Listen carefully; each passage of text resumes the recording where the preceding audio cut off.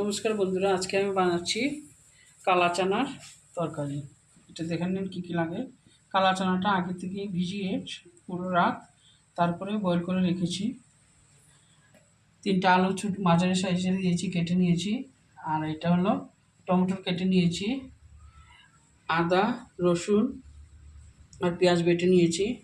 আর এখানে দিয়েছি 1.5 চামচ শুকনো মরিচের গুঁড়ো, 1 চামচ ধনিয়ার গুঁড়ো, 1 চামচ জিরার গুঁড়ো, 1 চামচ নুন আর আধা চামচ হলুদের গুঁড়ো দিয়ে ভিজিয়ে রেখেছি। আর এখন আমি কড়াইটা বসিয়ে দিয়েছি আর তেলটা গরম বসাবো।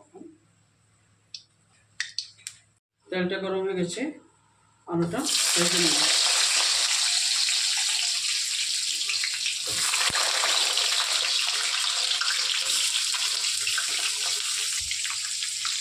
একটু নুন দিয়ে দিচ্ছি,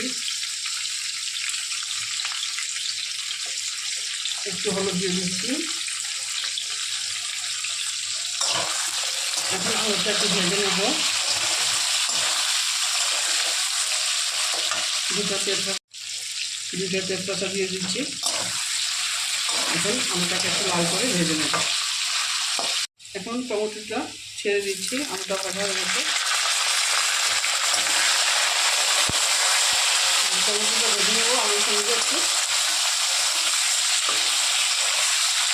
আলু আর টমেটোটা ভাজা হয়ে গেছে ভালো মতো। এখন আমি চানাটাকে একটু ভেজে নেব।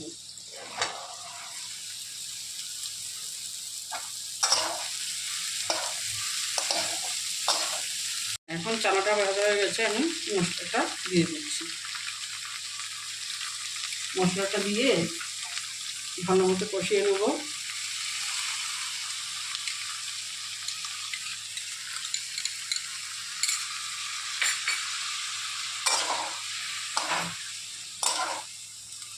মশলাটা দিয়ে ভালো মতো কষিয়ে নেব। আদা রসুনের বাটাটা, পেঁয়াজ বাটাটা দিয়ে দিচ্ছি।